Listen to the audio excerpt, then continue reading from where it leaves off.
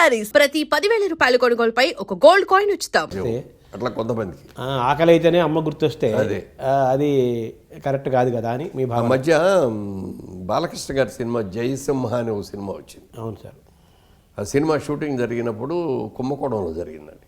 అక్కడ బ్రహ్మాండమైన దేవాలయాలు ఉన్నాయి, చాలా ఫేమస్ కదా, చాలా ఫేమస్ దేవాలయాలు.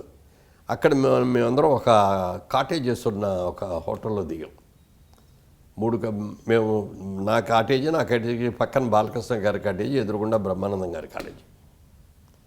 రోజు ప్రొద్దున్నే వాకింగ్ చేయడం కోసం నేను 5ంటికి లేచేవాడిని. లేచి వాకింగ్ చేద్దామని ఇట్లా హోటల్లో బయటకు వచ్చేటప్పటికి ఆల్రెడీ బాలకృష్ణ గారు వాకింగు తర్వాత జిమ్ము అవన్నీ కూడా పూర్తి చేసుకొని లోపలికి వెళ్తా కనపడుతూ ఉంటాడు. నా వాకింగ్ అయిన తర్వాత మళ్ళీ ఇట్లా అయిన తర్వాత చూస్తే దేవుడి దగ్గర కూర్చొని పూజ చేస్తూ ఉండేవాడు. మీకంటే ముందు ఉండేవాడు? నాకంటే ముందు, చాలా ముందు. అంటే ఎన్టీ రామారావు నుంచి ప్రేరణ పొందుంటారు. అయ్యి ఉండొచ్చు. అసలు ఎంత సిస్టమేటిక్గా చేస్తారంటే రేపు పొద్దున్న ఏదో 7 గంటలకు వెళ్తే మంచిది కాదు అని అనుకుంటే 4కో 3కో నిద్రలు చేసి అన్నీ చేసేసి ఆ 7 లోపల 6కి 6:30కో బయలుదేరి వెళ్ళిపోతాడు. అంత క్రమశిక్షణ. అంటే బహుశా ఎన్టీ రామారావు అదే చేసేవారు, ఆయనే ప్రేరణ. అంటే ఆయనకి ఈ తిథులు, నక్షత్రాలు, మంచులు, చెడులు, ఏ రోజు ఎటు వెళ్ళాలి, ఏ రోజు ఎటు పక్క వెళ్ళకూడదు, ఇవన్నీ కూడా తెలుసు బాగా. అవన్నీ ఆచరిస్తాడు ఆయన. అలా చేసేవారు. ఆయన చూసి నేను కూడా కొంత ప్రేరణ పొందాను. నేను కూడా సిస్టమేటిక్గానే చేస్తాను. పూజ చేయకుండా బయటకు వెళ్ళను. తెల్లవారుదామని ఢిల్లీ వెళ్ళాలన్నా కూడా 3ంటికి నిద్రలు చేసి స్నానం చేసి పూజ చేసేసుకొని అప్పుడే బయలుదేరి వెళ్తాను. అవును, మీరు ఎంపీగా ఉన్నప్పుడు 5 ఏళ్ళు. ఎంపీగా ఉన్న 5 ఏళ్ళు. కానీ ఎప్పుడు కూడా ఏ పని మీద వెళ్ళినా కూడా పూజ చేసుకోకుండా మాత్రం ఎక్కడికి ఏ పనికి వెళ్ళను. అది ఒక నిత్యకృత్యం అనమాట. ఎదురుగుండా కాటేజీలో బ్రహ్మానందం గారు ఉన్నారు. ఆయనకి దేవుడు భక్తి అది ఉంది.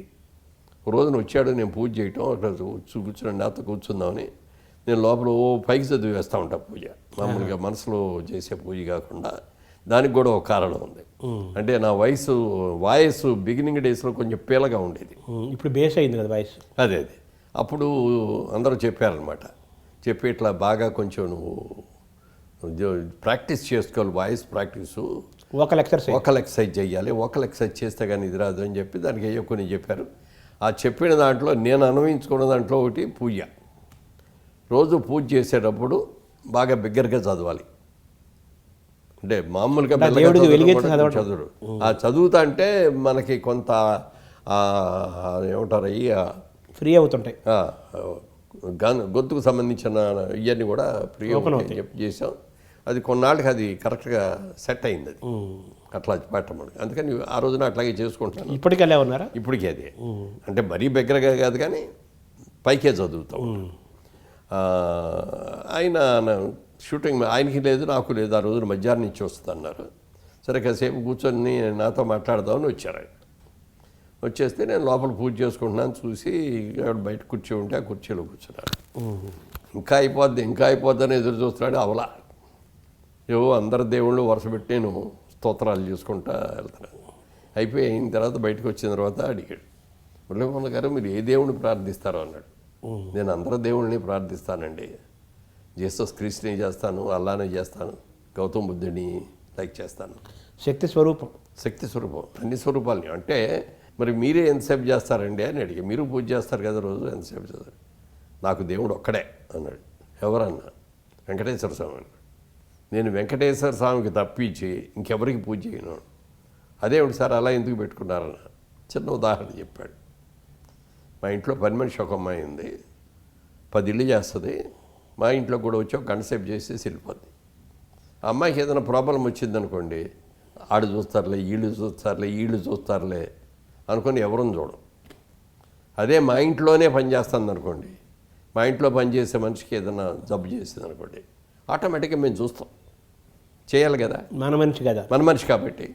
కానీ 10 మందికి 10 చోట్ల చేసేటప్పుడు పూజకి 10 దగ్గరికి వెళ్ళే వాళ్ళకి ఆడు చేస్తారు లేడు చేస్తారని ఎవరు చేయరు. అందరూ నీళ్లు పోసిన సామెత అయిపోతుంది. అందుకని దేవుడికి కూడా ఆయన తత్వం అని చెప్పింది అనమాట.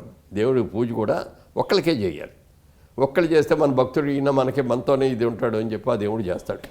నువ్వు 10 మంది దేవుళ్ళకి చేసావు అనుకో, వెంకటేశ్వర స్వామి చూస్తాడులే ఇంకో ఆయన ఉంటాడు, ఆంజనేయ స్వామి చూస్తాడులే ఇంకోటి ఉంటాడు, అయ్యప్ప స్వామి చూస్తాడులే ఈయన ఊరుకుంటాడు.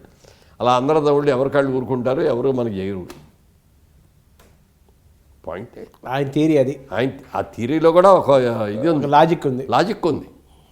అలాగే ఒకవేళ ఏదైనా దేవాలయానికి వెళ్ళాల్సి వచ్చి అక్కడ దండం పెట్టుకోవాల్సి వస్తే అక్కడ కూడా లోపల ఉన్న మూల విరాట్టుని నేను వెంకటేశ్వర స్వామినే భావించి వెంకటేశ్వర స్వామికి దండం పెడుతున్నామనే భావిస్తాను తప్ప ఇంకోటి అందరిలో అన్ని దైవాలు వెంకటేశ్వర స్వామినే చూసుకుంటాడు ఆయన. అంతే. ఇప్పుడు ఆ తీరు మీకే అనిపించింది సార్? మీరు కదా అందరినీ పూజిస్తారు కదా, పెద్ద దేవత విఘ్నేశ్వరుని మొదలు పెట్టుకొని మొత్తం. అలా అని చెప్పింటే నేను ఏ దేవుడిని అని పూజించను, నాకు అందరు దేవుళ్ళు ఇష్టమే. దేవుడు అనేది ఒక తల్లి తండ్రి గురువు దైవం లాగా అందరూ ఇష్టమే. అదే అంటే ఒక ఇదంతా సృష్టి ఎలా జరిగింది అంటే దానికి ఒక శక్తి, ఏదో ఒక శక్తి, ఆ శక్తి దానికి రూపం లేదు, పేరు లేదు, ఏమీ లేదు. కానీ మన పూజ ఆధ్యాత్మికం వాళ్ళకి మీద కాన్సన్ట్రేట్ చేయాలి, ఈ దేవుడి మీద కాన్సన్ట్రేట్ చేయాలంటే ఆ దేవుడికి ఒక రూపం కావాలి, అది పూజ గురిలో ఆ ఫోటో ఏదో కావాలి. అవన్నీ ఉంటేనే కదా మన ధ్యానం దానితో అమ్మవారని వెంకటేశ్వర స్వామిని ఇట్లా రకరకాల అయ్యప్పని ఇట్లా పేర్లు పెట్టుకొని ఆ పూజ చేస్తాం. అదే లేదనుకోండి అక్కడ ఏమని చేస్తాం, ఎంతసేపు చేస్తాం. శూన్యంలో కూర్చొని చేయాలంటే కష్టం కదా. ఆ మధ్య మేము అమెరికా వెళ్ళినప్పుడు అక్కడ చికాగోలో బహాయ్ టెంపుల్ అని ఒకటి ఉందండి, చాలా ఫేమస్, చూసారా అని అడిగారు ఎవరు. లేదండి అంటే రండి రేపు నేను తీసుకెళ్తానని తీసుకెళ్ళారు. లోపలికి వెళ్తే ఏమీ లేదు, లోపల పెద్ద హాలు, నిశ్శబ్దం, సైలెన్స్ ఈజ్ గాడ్ అక్కడ పెట్టిన బోర్డు. వాళ్ళ తీరి అక్కడికి వెళ్ళి కూర్చోండి. మీరు పావు గంట కూర్చుంటారా, గంట కూర్చుంటారా, 3 గంటలు కూర్చుంటారా, మీ ఇష్టం. ఎవరితోనూ ఎవరూ మాట్లాడకూడదు, నిశ్శబ్దంగా ఉండాలి. సెల్ ఫోన్లు గిల్ఫోన్లు మోగటాలు ఏం ఉండకూడదు, సెల్ ఫోన్లన్నీ బయట పెట్టేసి రావాలి. తర్వాత పైకి అసలు ఎవరు పక్కన వాళ్ళతో కూడా మాట్లాడకూడదు, ఎవరు కూడా నిశ్శబ్దంగా ఉండాలి. ఇది వాళ్ళు పెట్టినది ఆ టెంపుల్. చూస్తే చాలామంది వస్తున్నారు అట్లా కాముగా కూర్చుంటున్నారు, జపం చేసుకుంటున్నారు, ధ్యానం చేసుకుంటున్నారు, ఏదో వాళ్ళ పద్ధతిలో వాళ్ళు చేసుకుంటున్నారు. కానీ మనకు కాన్సన్ట్రేషన్ కుదరదు, అది బాగా ప్రాక్టీస్ చేస్తే తప్ప చాలా కష్టం అది. అందుకని మనం దేవుణ్ణి పెట్టుకుంటాం. ఒక ఆయన ఎవరు అడిగాడు నన్ను, ఏమయ్యా మేము ముస్లిమ్స్ ఉన్నామంటే అల్లానే పెట్టుకుంటాము, క్రిస్టియన్స్ ఉన్నారంటే జీసస్ పెట్టుకుంటారు, మీ హిందువులకి ఏంటయ్యా బాబు అన్ని దేవుళ్ళు ఏంటయ్యా అన్నాడు. ఈ కన్ఫ్యూజన్ ఏంటని అంటే నేను చెప్పాను, మాకు ప్రకృతిని మేము పూజ చేస్తామండి. రాళ్ళు రప్పలు చెట్లను కూడా పూజిస్తాం కదా, అన్నిటిని పూజ చేస్తాం, అన్ని చెట్లను పూజ చేస్తాం, అన్ని ఆవులను పూజ చేస్తాం, అమ్మవారి వాహనం అని సింహాన్ని పులిగిని పూజ చేస్తాం, అన్నింటికి కూడా మన సృష్టిలో ఉన్న ప్రతి వస్తువుల్లోనూ దైవాన్ని చూస్తాం, దైవత్వం చూస్తాం. అందుకని మేము అన్నీ చేస్తామండి అని చెప్పాను. అని అంటే అది కరెక్ట్ ఎట్లా అవుద్ది అన్నాడు. సరే ఒక మాట చెప్తానండి నేను, మీ పేరేంటండి అన్న. ఏదో చెప్పాడు పేరు. మీ నాన్నగారు ఉన్నారండి.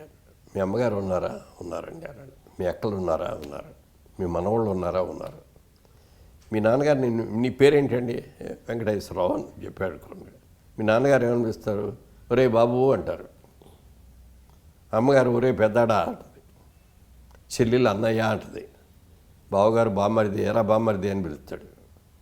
మేనల్లుడు మావయ్య అని పిలుస్తాడు. రేపు మనవడు ఉంటే తాతగారు అని పిలుస్తాడు. రకరకాల పేర్లు. ఏ పేరుతో పిలిచినా నువ్వు అనేవాడు ఒక్కడే కదా. ఆ వస్తువు ఒకటే, మనిషి ఒకటే. వస్తువు ఒకటే, నువ్వు ఒక్కడవే ఉంది అక్కడ. కానీ నీకు ఇన్ని పేర్లు ఉన్నాయి. మా దేవుడికి కూడా అంతే. సబ్కా మాలిక్ ఒక్కడే అన్నారు కదా. దేవుడు ఒక్కడే, కానీ మేము రకరకాల పేర్లతో పిలుచుకుంటాం, రకరకాల రూపాల్లో మేము ధ్యానం చేసుకుంటాం అని చెప్పారు. సాయిబాబా సిద్ధాంతము సబ్కా మాలిక్ ఏక్ హై అన్నారు. అందరికీ యజమాని ఒకడే, బాస్ ఒకడే, వాడే ఆ శక్తి స్వరూపము. దానికి ఎన్ని పేర్లని పెట్టుకోవచ్చు, ఏ మతమైనా కావచ్చు, ఒకడే. ఆ శక్తి స్వరూపం పట్ల మనం కృతజ్ఞతగా ఉందాం, భక్తిగా ఉందాం అనేది అందులో నుంచి సూత్రం. అయితే మీరు చెప్పిన సిద్ధాంతం ప్రకారం బ్రహ్మానంద గారు వర్సెస్ మీ థియరీ ప్రకారం చూసుకుంటే మనకు ఒక క్లారిటీ, ఒక బొమ్మ, ఒక వాతావరణం, అంతే. ఒక ధ్యేయం. ఆయనేమో ఆయనది ఇలాంటి ధ్యేయమే అయ్యి ఉంటుంది. అందుకని ఒక్క దేవుడిని మనం 10 దేవుడిని చేయటం కాదు, ఒక్క దేవుడిని నమ్ముకోవాలి, ఒక్క దేవుడికే ఉండాలి. ఆ దేవుడు మన బాధ్యతలు కష్టసుఖాలు ఏమున్నా ఆయనే చూసుకుంటాడు. సార్ మీ ఈ ప్రయాణంలో, ఈ జీవిత క్రమంలో రాజకీయ